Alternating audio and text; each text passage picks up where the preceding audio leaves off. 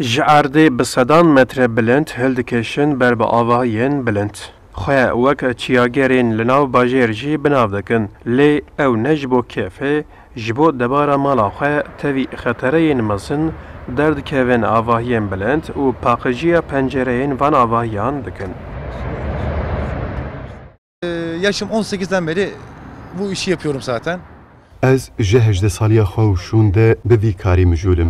Derdikevim avahiyên bilind û paceyên van avahiyan paqij dikim. Gelîk xetereyên vî karî hene. Yek ji van jî ba ye. Dema kar bayên ji nişka ve derdikevin dibe sedema hejandinê û ev jî metirsiya me zêdetir dike. Herkes nikare vî karî bike. Kesên ji bilindahiyê ditirsin, yên ku kêşeya tansiyonê bi wan re hene, yan jî ev kesên ku zû bi zû serhişên xwe diçin, nikarin vî karî bikin. Çünkü çok riskli bir şey.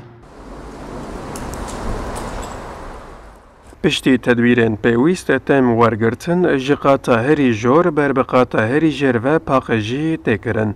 دماکار جبو پاراستنا جیانا کارکران تدبیرا هری گرینگ وریسه تشتکی نینی رو بده وان وریسان هولا پاراستنا خوددن.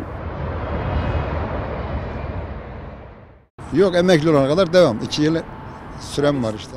Hatta ez bibim xanenişîn ez vî karî bikim. Me tirsiya debara malê ji rîska vî karê paqijkirina avahiyên bilind zêdetir e. Jiyana me girêdayî werîsan e. Dema kar xeletiyeke biçûk rû bide, yanê em ji qateke bilind bikevin xwarê, ne wesayîta ambulansê, yekser wesayîta cenazeyê tê. Wate kesên ji vir bikevin, xilasiya wan tune ye. Evet, yazın sürekli çıkıyoruz.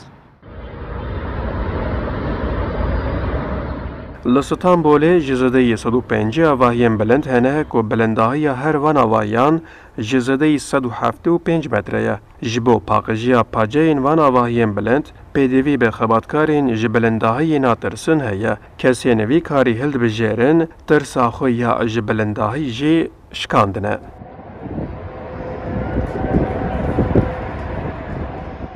Ercan Dağ, Kurdistan 24, İstanbul.